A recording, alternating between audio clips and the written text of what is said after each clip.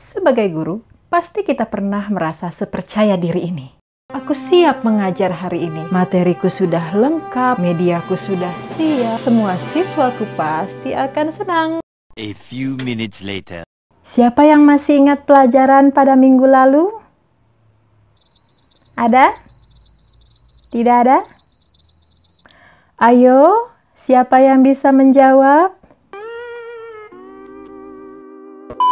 Dan pada akhirnya kita menjadi tidak antusias, kita menjadi malas untuk mengajar, tidak termotivasi, dan akhirnya malah sampai berpikir, aku bukan guru yang baik.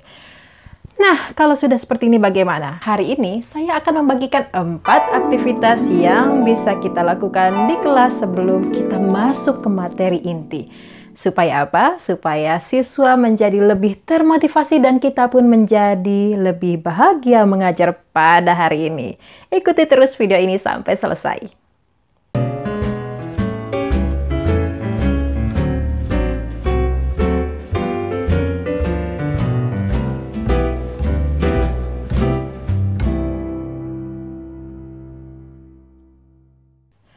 Ya, ada banyak hal yang bisa menurunkan motivasi kita ketika mengajar di kelas. Salah satunya adalah ketika melihat murid-murid kita tidak punya motivasi belajar pada hari ini. Yang tadinya kita udah siap banget ngajar, melihat siswa yang males-malesan, kita menjadi merasa, aduh ini gimana sih, aduh aku mati gaya. Nah, kalau sudah seperti ini, kita harus mempersiapkan segala kemungkinan dan salah satunya adalah menyiapkan kegiatan yang menarik khususnya pada saat kita akan memulai kegiatan belajar atau sebelum masuk ke kegiatan inti. Ada banyak kegiatan yang bisa kita terapkan di kelas, tetapi untuk kelas online bagaimana ya? Nah, kali ini khusus untuk kelas online saya punya 4 kegiatan yang bisa kita terapkan di kelas dan nanti kita akan bahas satu persatu, oke? Baik, kegiatan pertama bernama cari sesuatu. Untuk kegiatan atau permainan cari sesuatu ini, guru tidak perlu menyiapkan media atau alat apapun, dan siswa hanya perlu benda-benda yang ada di sekitarnya, misalnya benda-benda di kamar atau di ruangan lainnya. Lalu caranya bagaimana? Pertama, guru meminta siswa untuk mencari atau mengambil sebuah benda yang ada di sekitarnya dalam waktu tertentu, misalnya dalam hitungan 1-5. Kalau sudah, siswa diminta menunjukkan benda tersebut sambil menyebutkan namanya. Nah, kita bisa memvariasikan instruksi ini. Misalnya, cari sesuatu yang berwarna biru di ruanganmu. Lalu, siswa nanti akan kita beri waktu untuk mencari barang-barang yang berwarna biru tersebut. Misalnya, bisa buku, bisa kotak pensil, bisa selimut, bisa bantal. Jadi, bisa seperti itu. Minta mereka nanti untuk mencari warna lainnya. Nah, variasi kedua misalnya cari sesuatu yang dimulai dari huruf B misalnya ya. Lalu siswa akan kita beri waktu lagi beberapa detik untuk mencari benda dengan yang awal katanya dengan huruf B begitu. Mungkin siswa ada yang mengambil buku atau baju atau BB yang lain, B yang lain seperti itu ya. Jadi kita memberi waktu kepada mereka untuk berpikir apa nih kosakata dalam bahasa target yang awalnya menggunakan huruf B begitu. Lalu mereka akan mencarinya dan mereka nanti akan menunjukkannya ke kamera dan menyebutkannya. Misalnya botol begitu ya, botol. Nanti mereka satu persatu dipersilahkan atau disuruh menunjukkan benda yang sudah mereka kumpulkan tersebut. Manfaat aktivitas ini, pertama siswa akan kita ajak untuk fokus ke kegiatan pembelajaran hari ini dan mereka akan fokus ke instruksi yang kita berikan. Kita akan membuat mereka untuk fokus ke kosakata yang kita sampaikan, misalnya seperti tadi, cari benda atau cari sesuatu yang berwarna biru. Mereka akan mengingat kosakata biru. Oh, biru, saya sudah belajar tentang warna biru misalnya atau tentang warna. Sehingga mereka bisa mengingat kembali kosakata tersebut. Lalu tentunya dengan kegiatan yang mengandalkan gerak tubuh seperti mencari benda-benda itu akan lebih menarik dan akan membuat mereka menjadi tidak malas begitu, menjadi bersemangat begitu ya untuk melaksanakan kegiatan pembelajaran pada hari ini. Dan ini sangat cocok untuk kegiatan kelas daring. Mengapa? Karena kita tahu bahwa di dalam kelas daring siswa belajar di tempat masing-masing atau di rumahnya masing-masing, tidak di dalam kelas di mana barang-barang atau benda-benda di dalam kelas itu terbatas. Nah, ketika siswa belajar di rumahnya atau di kamarnya, ada banyak barang yang terdapat di ruangan tersebut. Nah, itu bisa kita manfaatkan untuk kegiatan ini. Kegiatan selanjutnya adalah apa yang saya punya. Nah, untuk permainan apa yang saya punya, guru perlu menyediakan benda-benda yang mudah saja, tidak perlu yang sulit-sulit, misalnya benda-benda yang ada di sekitar guru. Siswa tidak perlu menyiapkan apapun karena siswa hanya perlu menyimak apa yang disampaikan oleh guru. Langkah-langkahnya, guru mendeskripsikan sebuah benda yang ada di sekitarnya atau yang dia pilih tanpa menyebutkan namanya. Nah, siswa diminta menebak benda yang dimaksud oleh guru. Tentu saja benda-benda tersebut kalau bisa jangan yang sulit-sulit. Misalnya benda seperti buku, pensil, atau cangkir, atau yang kira-kira kosakatanya sudah dipelajari oleh siswa pada pertemuan sebelumnya. Oke? Pada kegiatan ini, guru akan mendeskripsikan salah satu benda atau suatu benda yang harus ditebak oleh siswa ya. Misalnya, apa yang saya punya? Bentuknya tabung, punya satu telinga, bisa untuk menaruh sesuatu di dalamnya, dan saya bisa minum air dari benda itu. Ya, cangkir. Ada satu telinga, berbentuk tabung, dan bisa menaruh air di dalamnya, dan saya bisa minum dari benda ini.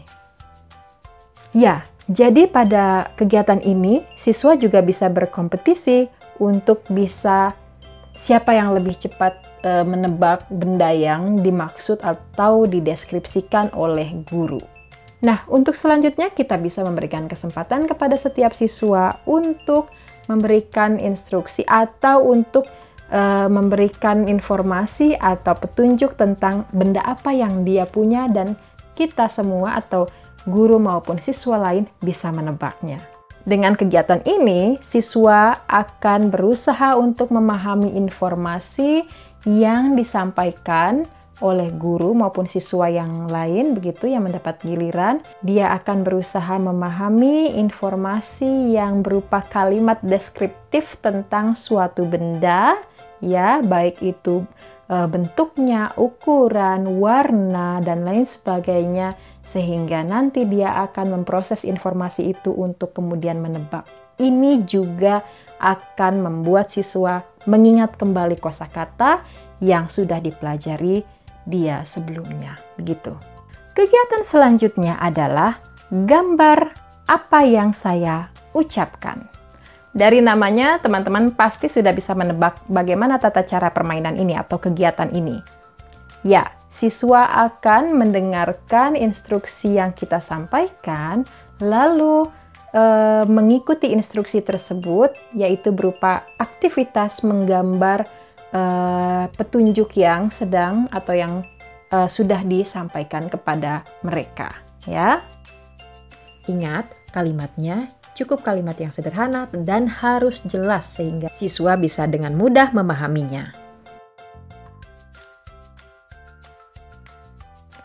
Selanjutnya kita bisa melihat gambar mana yang paling mendekati instruksi atau gambar yang kita maksud. Jadi nanti kita bisa melihat siswa mana kira-kira yang betul-betul paham dengan instruksi yang kita berikan ya.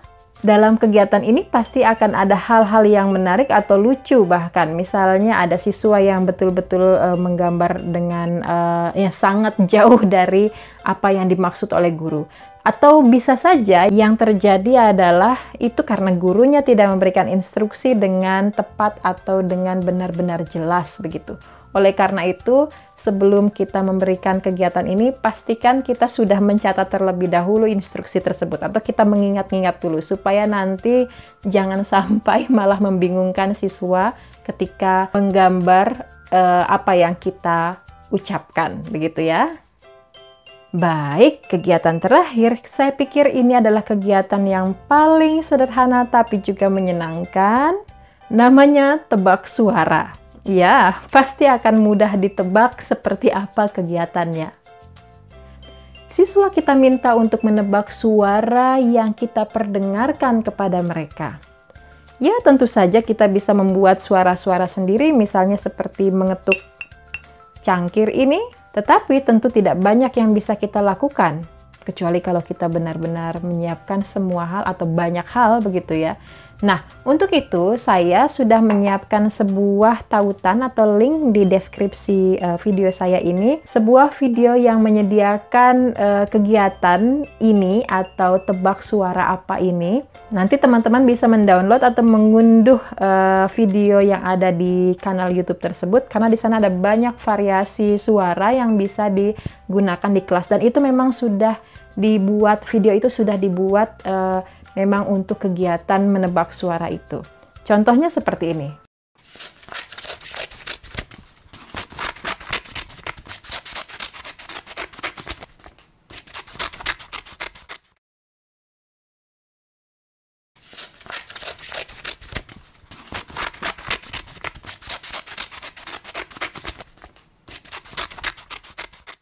Ya, seperti itu ya. Nah, itu tadi kegiatan-kegiatan yang bisa kita terapkan di kelas sebelum kita mulai ke kegiatan inti pembelajaran pada hari ini, begitu ya.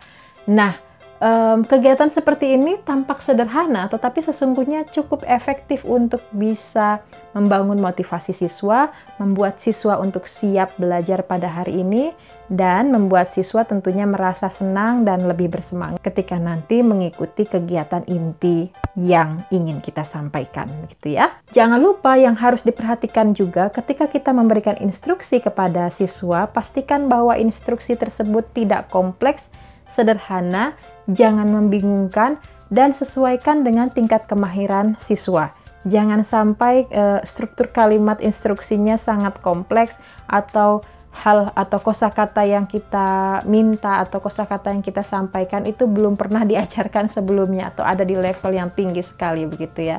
Jangan seperti itu karena tujuannya ini adalah untuk membuat siswa merasa bahagia atau senang ketika memulai pelajaran. Jangan sampai belum apa-apa mereka malah jadi stres ketika kita kasih kegiatan ini. Jadi kita juga perlu memperhatikan hal-hal seperti ini. Baiklah, kalau begitu ini ujung dari video kali ini. Masih banyak kegiatan yang bisa kita terapkan di kelas, tetapi untuk hari ini atau untuk video kali ini cukup 4 saja supaya tidak kepanjangan. Di video selanjutnya saya akan bagikan juga kegiatan-kegiatan lainnya yang semoga bisa diterapkan oleh teman-teman di kelas, baik itu di kelas bahasa Indonesia maupun kelas-kelas bahasa asing lainnya. Baik, terima kasih telah menyaksikan video ini dari awal sampai akhir dan jangan lupa untuk mengikuti video-video selanjutnya ya. Terima kasih, sampai jumpa.